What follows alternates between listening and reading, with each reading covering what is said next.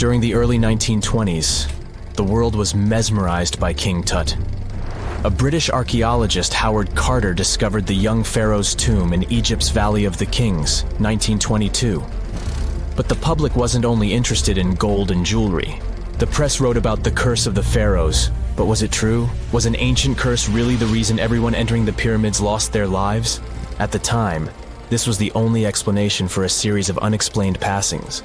The man present at the opening of King Tut's burial chamber, George Herbert V, Earl of Carnarvon, lived only 5 more months after the discovery. He had also sponsored the dig. In comes Sir Arthur Conan Doyle. You probably know of him, the English writer behind Sherlock Holmes. He claimed that an evil elemental caused the explorer's demise. He must have been joking, right? Unfortunately, no. The newspapers continued to blame the pharaoh's curse after every Egyptologist left this world. These are the scientists who study the ancient cultures of Egypt. The archaeologist who opened King Tutankhamun's tomb passed away full 17 years after the discovery. The reason for it wasn't a secret: Hodgkin's disease. Yet again, journalists around the world wrote of a curse. This was getting ridiculous. But science must have had a rational explanation, right? Well, it did. And that explanation was common mold. Harmful fungi, Aspergillus, can survive for ages in sealed tombs. When humans inhale them, there's a high risk of infection in people who have a weakened immune system. Today, doctors believe this is what happened to the unfortunate explorer more than a century ago. Scientists now know that this type of fungi grows especially well on grain. And King Tut's tomb was full of offerings in the form of baskets full of raw grain and bread. Researchers discovered other varieties of fungi on ancient Egyptian mummies. These molds can easily cause some nasty consequences for humans. The danger of rotting organic material is real. Just look inside your fridge. Any food leftovers you have there start to go off after just 3 to 4 days. You can imagine what happens to food in a sealed chamber after thousands of years. Food is just one kind of organic material. There is also wood. If you expose it to water or even moisture in the air, it starts to deteriorate. You don't have to travel to Egypt to see the effects of this process. Any abandoned building in your neighborhood can serve as an example. When a piece of wood gets wet and has no way of drying out, there is going to be damage. From fungi to wood-boring insects, the list is long. Rotten wood presents a huge structural issue. Beams and floor panels are all made of timber, so you better not go inside a failing building. You can easily lose your footing. But this is just the tip of the iceberg. The building materials since the time of the pharaohs have changed, but so have the dangers. One of the best examples is asbestos. Until the 1970s, most home insulation materials contained this substance. It was in everything, from boilers to soundproofing. This microfiber provided excellent heat insulation.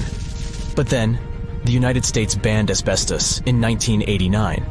The UK did the same a decade later. The reason for it is that asbestos becomes a health hazard when it gets damaged. When humans inhale asbestos fibers, they can get seriously sick.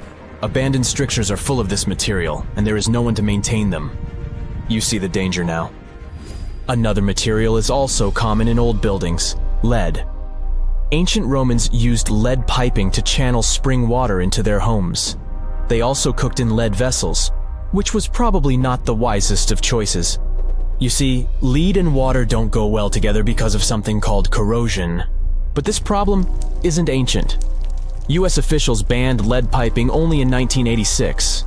That means that 7% of American households still have lead service lines. And this is not the only source of poisoning. Until the mid-1960s, builders used lead paint to coat woodwork. In abandoned buildings, this lead coating snapped a long time ago. Anyone who touches doors and windows will disturb this lead dust and inhale it. The dust particles are at least visible to an unaided eye. This is not the case for carbon monoxide. This gas has no color, so you can't see it.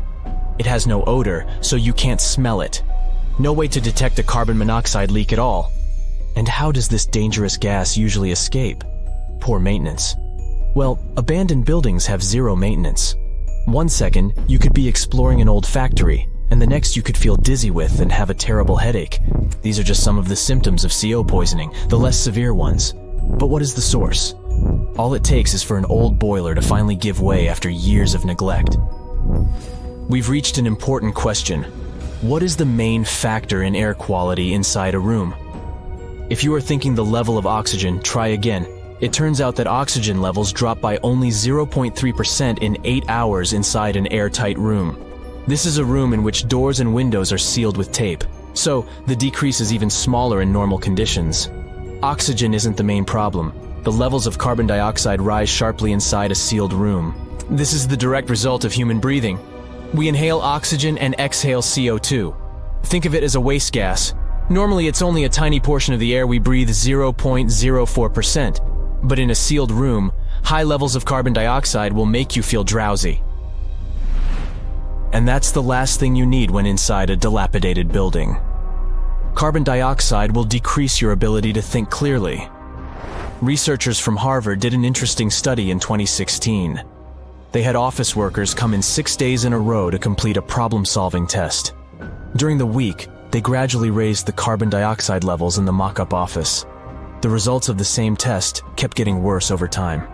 There are many factors at play, but CO2 levels definitely had an impact on the workers' problem-solving ability. The test took place inside a typical office environment, not inside a crumbling building where visitors must watch their every step. When I say visitors, I really mean trespassers, and trespassing is a criminal offense in the United States. This goes both for private and public property. If you defy the law, you can be fined up to $5,000 or even face lockup time.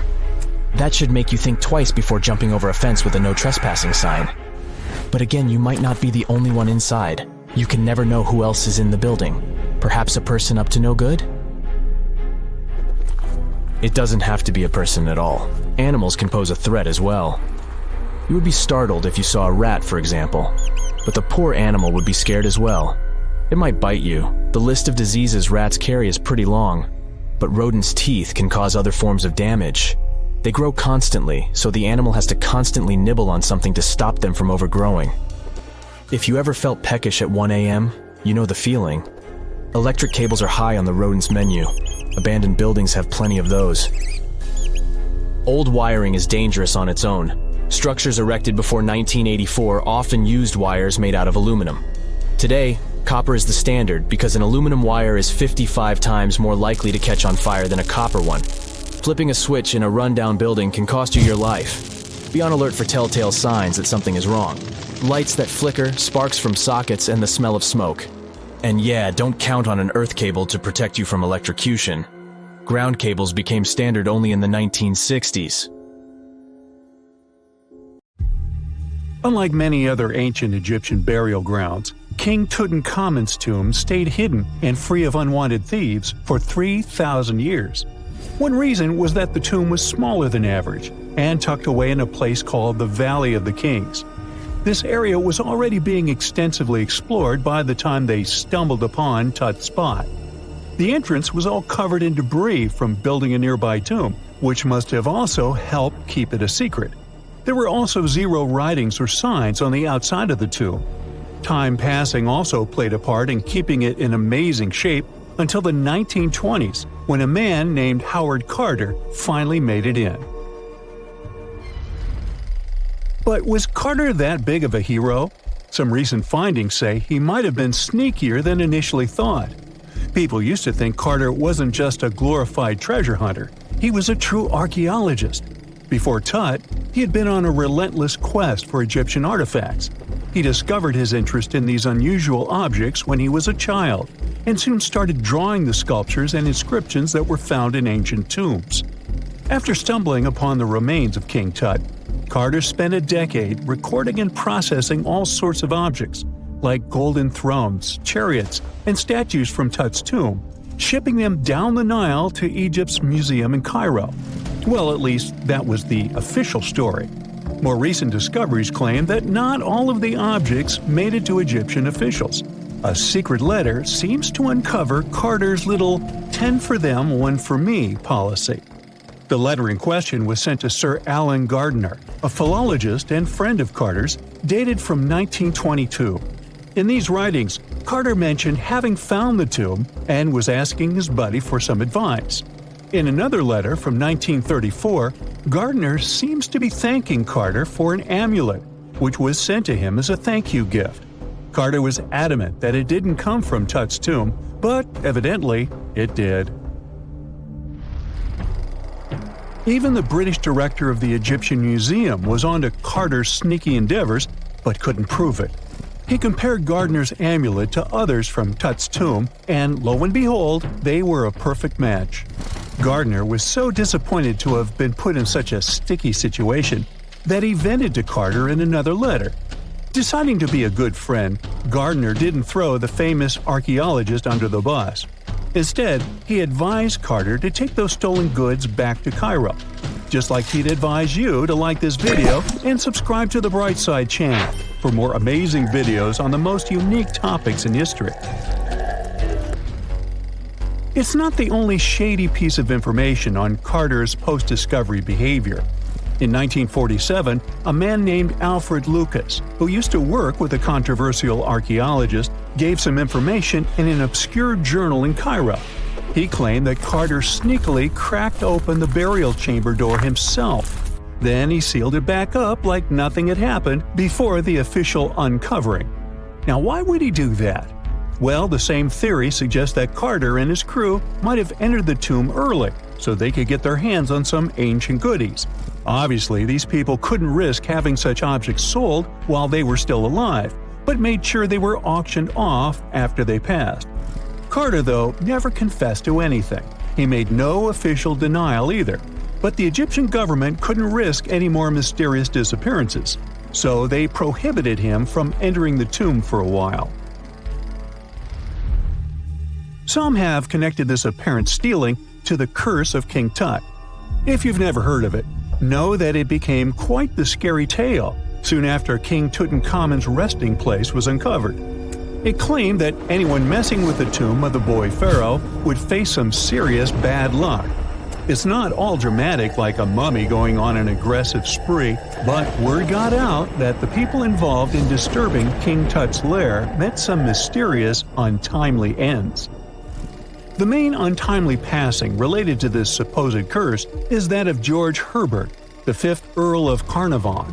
He was this British aristocrat who helped fund the search for the tomb. He passed away just a year after the tomb was opened. Now, people love to call it mysterious, but it turns out that Herbert was already in pretty bad shape health-wise when he got to Cairo, and he ended up getting taken down by a regular disease. Now, let's talk numbers. There were a lot of people linked to this tomb opening: security guards, archaeologists, and supporting staff. And sure, a few of them did pass not long after the tomb started receiving visitors. As much as we'd like this curse to be true for the sake of, good storytelling, statistically, if you have a bunch of people connected to opening a tomb, you'd expect some passings just by random chance. The average lifespan for those supposedly targeted by the ancient curse was more than 20 years after the spell was supposed to kick in.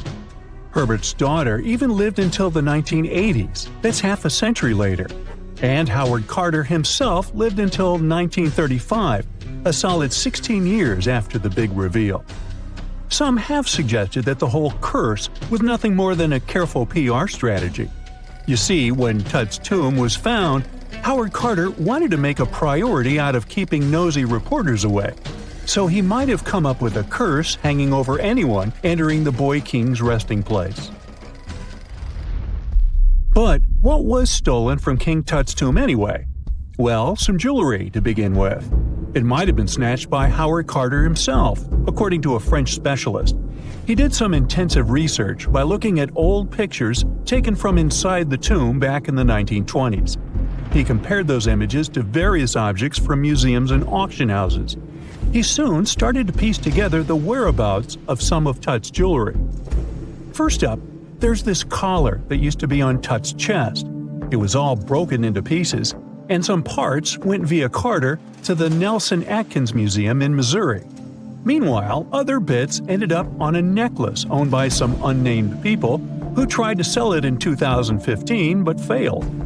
Even the Nelson Atkins Museum agrees, as they've confirmed the information on their website. Then there's a headdress piece. Some beads from it that once belonged to Tut apparently got stolen by Carter too. They were also strung into a necklace and are now being held at the St. Louis Art Museum. Another fancy collar made out of glazed ceramic magic spent some time at the Met, far away in New York. Thankfully, it was sent back to Egypt a bit over a decade ago. This seems to have been, as you'd expect by now, also stolen by Carter. Missing artifacts aside, King Tut still gave a ton of amazing objects that helped us learn more about this incredible ancient culture. Starting with the famous burial mask. It's this massive 21-inch gold art piece with semi-precious stones and glass paste. It weighs 22 pounds and showcases the boy Pharaoh with a long beard and a headdress with a cobra and vulture.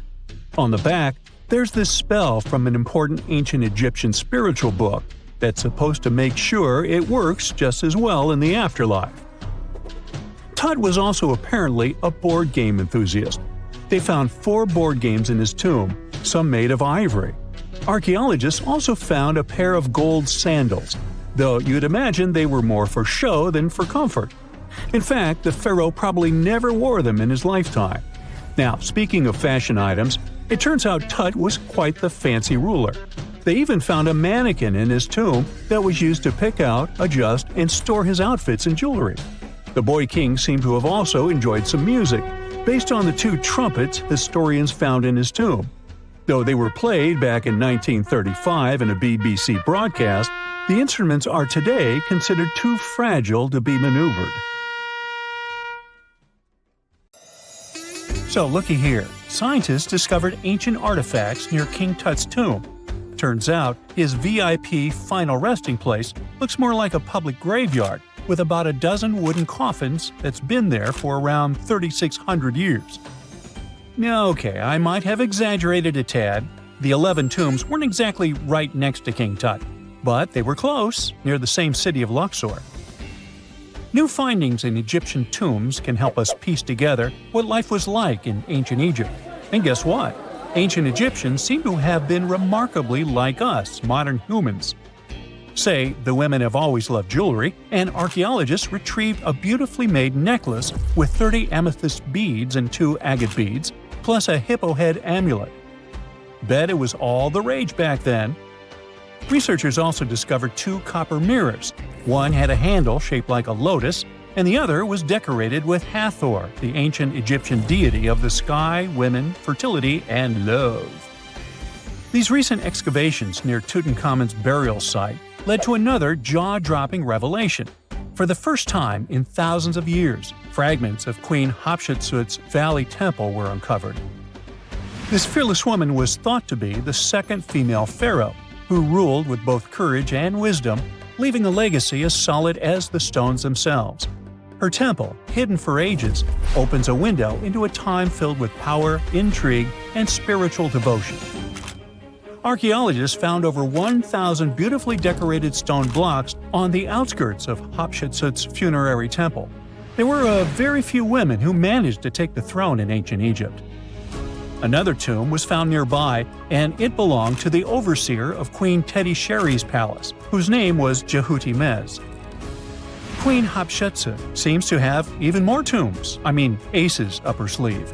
These tombs were carved into the rock instead of being built as pyramids, showing a unique ancient perspective on how to protect the soul in the afterlife. Experts managed to retrieve some cool ancient pieces from the site. Toys made of clay, mummy masks, winged scarabs, and some amulets. Sadly, there surely used to be way more artifacts, but over the last centuries, there have been people other than archaeologists to stumble upon this site. It's likely that looters got to these tombs before them and may have taken some valuable items. But they did leave behind some cool stuff for the researchers, like pottery used for offerings of bread and meat, along with archers' bows that connect the tomb's owners to the Egyptian military. Meanwhile, soul protection is way more important than you might think, especially if you're roaming around Luxor looking for ancient secrets. You aren't scared of King Tut's curse, are you? Let me tell you what happened to those who weren't scared, but promise me to take it with a dash of salt, okay? For years, Egyptologists, especially those who believed in paranormal activity, were convinced that there was an unsettling curse surrounding Tutankhamun's archaeological discoveries. This belief stemmed from the mysterious and untimely demise of several excavators who discovered the tomb in 1922 with no logical explanation for why they passed away. It was just easier to chalk it up to something supernatural and avoid the whole mess. But it turns out it wasn't a curse at all. It was likely the radiation that caused those excavators to perish. Now, you might wonder where the radiation came from. After all, while radioactivity was discovered in the 19th century, ancient Egyptians, despite their impressive pyramids, didn't have any radium lying around to make Tut's tomb glow like crazy. So, what could be the real story? It might have been toxic waste behind it all. Toxic levels of radiation from uranium and hazardous waste have been lurking inside the tomb since it was sealed over 3,000 years ago. The burial chamber of Tutankhamun's tomb reportedly has such high radiation levels that anyone who steps inside could easily end up with a fatal dose of radiation sickness or an incurable condition. By the way, you can have a somewhat similar level of radioactivity if you don't get rid of those moldy dinner leftovers you left to perish in your fridge a month ago. But this radioactivity isn't exclusive to Tutankhamun's tomb. Ancient Egyptian artifacts discovery is rewarding yet dangerous due to unusually high radiation levels in Old Kingdom tombs all over Egypt. Geiger counters have detected radiation at 2 sites near the Giza pyramids, and radon, a radioactive gas, has been found in several underground tombs in Saqqara. Interestingly, experts believe that the builders of these ancient tombs were aware of the toxins, as some eerie warnings were carved into the walls of many tombs. One inscription ominously declared, "They that break this tomb shall meet their end by a malady that no doctor can diagnose." Other ominous phrases like "forbidden," "due to evil spirits," only added to the fear that supernatural curses haunted these ancient sites. Ominous signs have stunned archaeologists since forever, but the fear grew even stronger a century ago with the mysterious passing of Lord Carnarvon, who funded King Tut's excavation in 1922 and reportedly explored the treasure-filled rooms, along with several others who entered the tomb. Arthur Weigall, another British Egyptologist who was present at the tomb's opening and is credited with starting the curse myth, passed away young when he was just in his 50s in 1934. Chances are the condition that made him pass was connected to radiation. In total, 6 out of the 26 people who were there when the tomb was opened met their end within a decade from various causes. Not only X-ray exposure, those reasons include asphyxia, stroke, heart failure, pneumonia, and even poisoning. Well, isn't this getting a little grim? There was one guy who opened the tomb and somehow managed to avoid the infamous curse, Howard Carter, or so it seemed. Some folks pointed to his survival as proof that the curse wasn't real. After digging up the tomb, Carter published several books on the topic and shifted gears from archaeology to dealing in antiquities for various museums. Despite dodging demise or injury, rumors swirled about how the curse may have impacted him in other ways. One of the big stories linked him to Lord Carnarvon's daughter, Evelyn. Some said he was madly in love with her, but she married someone else, so he chose to stay single. Others claim they had an affair while she was in Egypt, which ended when her father passed away and she left the country for good. However, there wasn't much evidence to support these stories. Evelyn was just 6 when they met, and they remained friends until his last breath. She was even one of the few attendees at his funeral, but denied any romantic involvement, saying they weren't that close. A year after the revolutionary discovery near King Tut's tomb, Evelyn married politician Sir Brograve Beauchamp and had a daughter. That same year, Beauchamp toured the tomb with his parents, guided by Carter himself. Carter never married and, aside from those posthumous rumors about Evelyn, had no other romantic connections. While the curse adds an intriguing twist to his life story, his tendency to keep relationships at arm's length was evident long before the tomb was opened. It seemed Carter just wasn't a people person. In 1939, after battling a serious illness, He ultimately succumbed to fate.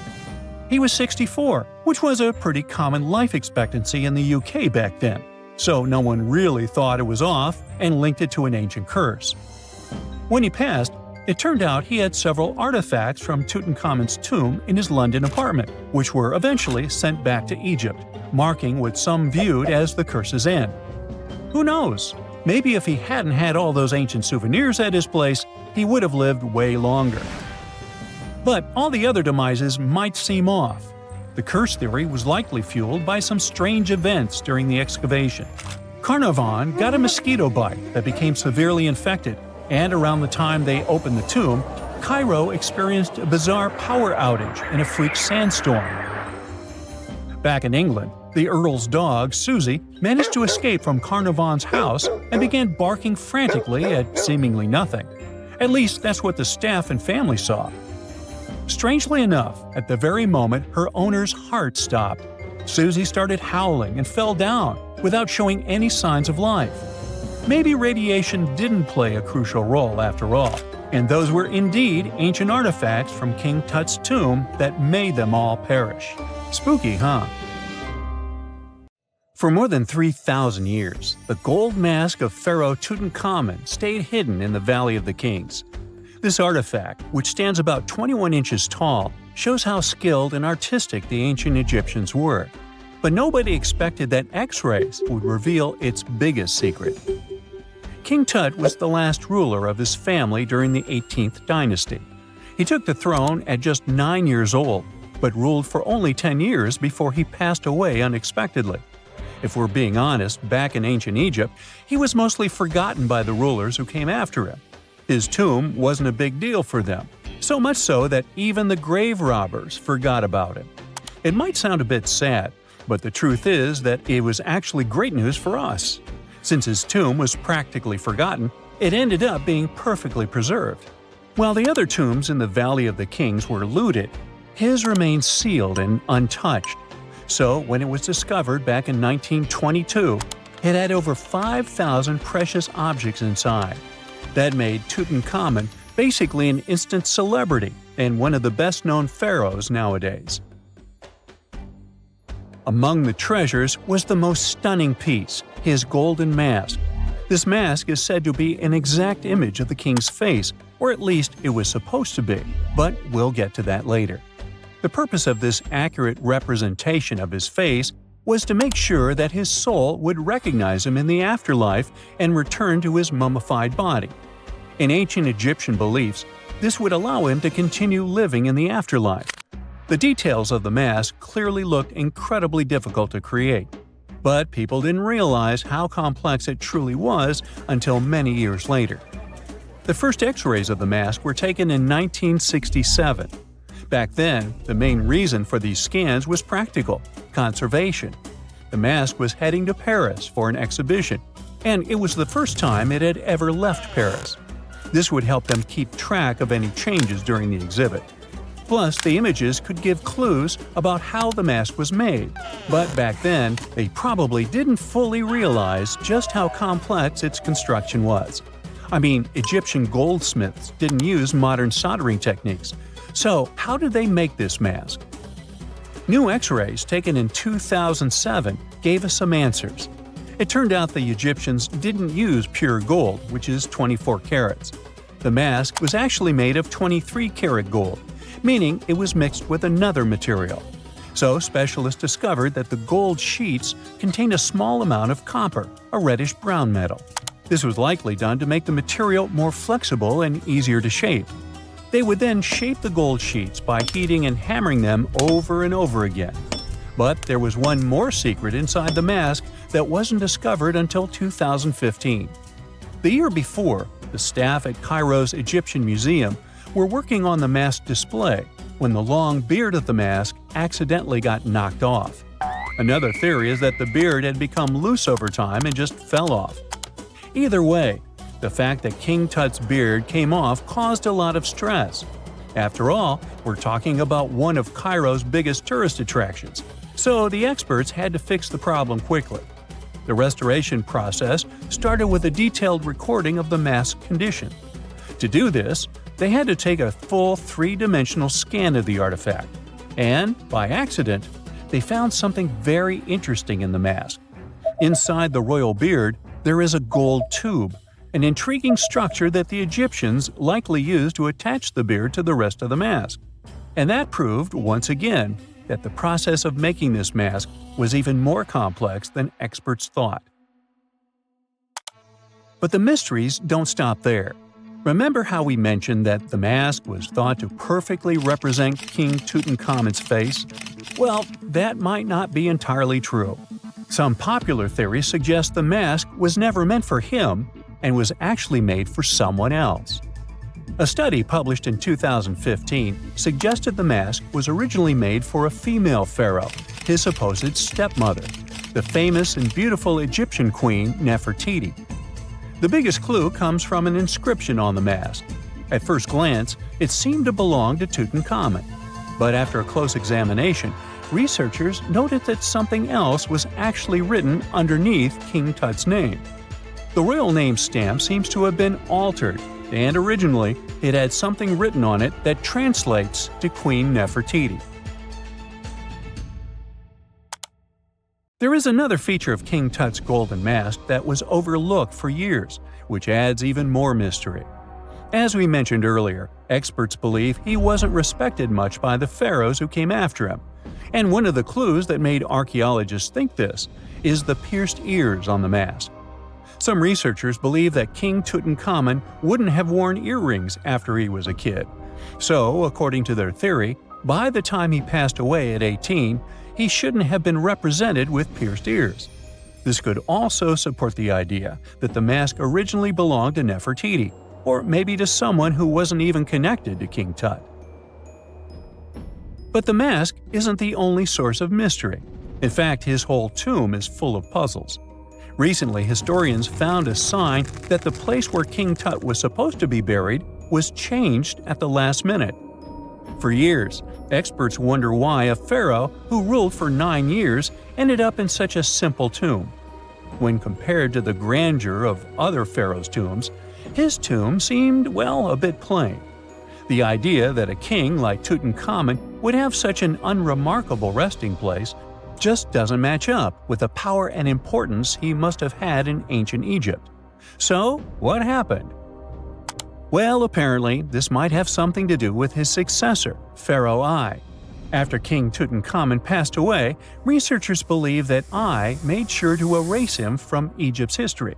So, one theory suggests that he was probably behind the quick decision to place King Tut's body in a smaller, less impressive tomb. When experts looked at I's own tomb, they found something interesting. There is a large wall covered in painted baboons. This is the same type of artwork found in Tutankhamun's tomb. It seems like the same person might have chosen the artwork for both tombs. Now, the design and decoration of the two tombs are almost identical, suggesting there was a shared hand behind both. But there is one key difference. I's tomb is fit for a king. It's much bigger and more impressive, even though the style and artwork are similar to what you see in Tutankhamun's tomb. So the theory suggests that I decided what went into both tombs. Since Tut passed away unexpectedly at a young age, his grand tomb wasn't finished in time. Normally, pharaohs start building their tombs while they're still alive to make sure everything is perfect. But Tut passed away when he was just 18, so there wasn't enough time. I may have taken advantage of the situation, ordering a smaller tomb for Tut and keeping a larger one for himself.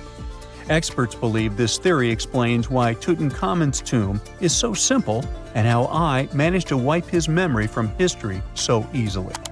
But in the end, the story of King Tut's mask and tomb is full of mystery and intrigue. Each new discovery sheds more light on what really happened all those years ago. But one thing is for sure, the secrets of ancient Egypt still have much to reveal, and King Tutankhamun will continue to fascinate people for years to come. In November 1922, a boy walked through the desert mountains of Egypt and discovered some ancient steps carved into the rock. Subsequently, this find became one of the world's largest and most significant archaeological discoveries. This step was part of Tutankhamun's untouched tomb. Archaeologists found about 5,000 ancient objects, including jewelry, fabrics, painted vases, and funeral masks. You've probably seen one of them. It has become one of the most recognizable attributes of ancient Egypt. More than 100 years have passed since then, and now humanity has finally become close to another large-scale discovery, the tomb of Cleopatra. This queen was the last active ruler of the Ptolemaic Kingdom of Egypt, who sat on the throne from 51 to 30 BCE. There are many ancient records about Cleopatra, her reign, and her unusual personality, but until now, no one has discovered the secrets about her passing away in the burial place. So, one archaeologist, Dr. Kathleen Martinez, has been studying ancient records and temples around Alexandria for decades and concluded that the tomb of the queen should be located under the ancient city of Trespassing Magna, founded in 280 BCE. It was a big city on the northern coast of Egypt where tens of thousands of people were engaged in trade and industry, and it seems that Dr. Martinez's guesses turned out to be correct. She and a group of archaeologists have discovered a secret underground tunnel near Alexandria, with a length of about 0.8 miles. It was cut into the rock under Trespassing Magna's temple. During further excavations, they found many things that indicate Cleopatra's tomb lies in the tunnel's depths. It's also possible that she is buried there together with the Roman commander, Mark Antony. According to ancient records, Cleopatra and Mark Antony loved each other and together opposed the Roman Senate, which declared Antony a traitor. The fact that natural disasters have occurred on the territory of Trespassing Magna for thousands of years can complicate the excavations. Earthquakes and floods destroyed the city and possibly flooded its underground tunnels. But archaeologists hope the ancient tomb remains untouched, and that it hides many treasures and records about the royal life of ancient Egypt during the reign of the last dynasty. There's a chance that excavations will go underwater and in the mud. This will require much time and funding, but archaeologists are sure it's worth it. Anyway, it's too early to say that Cleopatra is really buried there, but scientists have found many things in the tunnel that confirm this, including clay pots, dozens of coins with the image of Cleopatra and Alexander the Great, as well as a bust with the image of the Egyptian queen. Cleopatra is still one of the most popular personalities in Egypt, on an equal footing with Ramesses III and Tutankhamun. She inspired many films, paintings, and books, but what made her so popular? She became famous for her inconsistency. She was a beautiful, intelligent ruler who pulled Egypt out of the crisis and made it a prosperous power. Medieval Arabic texts say she knew chemistry, mathematics, and philosophy, and may have written several scientific books. She knew several languages and had excellent diplomatic skills. At the same time, there are many legends that she was a femme fatale who drove many men crazy. However, there's no evidence that her beauty was incomparable. The image of a stunning model was created by Hollywood when it made several films where famous actresses performed the role of Cleopatra. And the Roman Emperor Octavian, the adopted son of Julius Caesar, specially created the image of Cleopatra as an insidious seductress because he was her enemy. Even though she was born in Egypt, Cleopatra wasn't an Egyptian. Her ancestors were Greeks, among whom was one of the generals of Alexander the Great. However, the people of Egypt loved her. She learned the language and was very sensitive to the traditions of this country. She knew the history, mentality, and customs of ancient Egypt well. She raised the level of its economy and strengthened its status as a world power. Much of this was made possible thanks to her cunning and impressiveness. She loved theatrical performances and lavish celebrations. She knew how to surprise people and put on a show. But behind the exterior image of a luxury lover was an intelligent and calculating ruler. Ancient Egypt was a rich, luxurious country, and Cleopatra did everything to increase its wealth and strengthen its position in the international arena. For example, she was once in conflict with her brother Ptolemy XIII. The queen knew that she wouldn't be able to resist him, so she decided to attract Julius Caesar to their side. the Roman emperor arrived in Alexandria, where Cleopatra wanted to meet him. But Ptolemy knew about her plans and was about to prevent her from coming to Caesar. Then, instead of a rich and noisy arrival, Cleopatra decided to make her visit inconspicuous.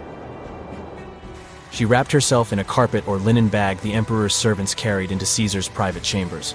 Cleopatra emerged from the carpet and impressed the Roman emperor with her beauty and determination. As a result, they fell in love with each other and became close allies.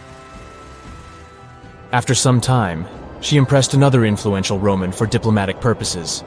She arrived to meet Mark Antony on a golden barge with purple sails and silver oars. Cleopatra was dressed in the image of Aphrodite and sat under a magnificent canopy. Her servants dressed like cupids and were blowing her fan and burning incense. But Cleopatra created such a show for a reason. She knew that Antony revered Greek mythology and considered himself the embodiment of Dionysus. As a result, he was so impressed with this woman that he ended up marrying her. Cleopatra defended her crown, strengthened her alliance with Rome, and bore Antony 3 children. In Egypt, they threw big parties and enjoyed wealth with power. However, the relationship of a high-ranking official with the Egyptian queen caused a scandal in Rome. Octavian was Antony's primary opponent in the struggle for power, so he exploited the situation to darken the competitor's reputation. He used propaganda to make Cleopatra an insidious seductress in the eyes of Roman citizens. He accused Antony of succumbing to her charms. The Roman Senate supported Octavian and declared Cleopatra an enemy. In 33 BCE, this conflict reached a high point when Antony's navy clashed with Octavian's fleet. The latter won and forced his enemy to flee to Egypt with Cleopatra. According to some records, they took refuge near Alexandria. Pursued by the Romans, they hid in one of Cleopatra's palaces and met their end. Some legends say that Cleopatra was an expert in poisons. She provoked a venomous snake, a viper or an Egyptian cobra, to bite her. Also, according to another legend, she pricked herself with a poisonous needle. There's a theory that Cleopatra always carried an ampule with poison inside her hairbrush. And when she was cornered, she soaked the needle with this poison and pricked herself. None of this can be said for sure. Scientists are still trying to find out the truth. Perhaps when they reach Cleopatra's tomb, the world will get more answers about her tragic fate. She is considered the last ruler of Egypt. After her passing, Octavian plundered her palaces and temples and returned to Rome, where he became the main emperor. He successfully ruled the country and expanded its borders. His reign ended when he turned 75. World history would have looked different if Cleopatra and Mark Antony hadn't lost that naval battle. By the way, did you know that more time has passed between Cleopatra's reign and Neil Armstrong's flight to the moon than between the reign of the Egyptian queen and the construction of the Great Pyramid of Giza? Armstrong took a step on the Earth satellite in 1969, 38 years after the birth of Cleopatra. And the construction of the pyramid took place in 2560 BCE. Imagine how long the history of ancient Egypt is. Cleopatra is closer to us in time than to the pyramids.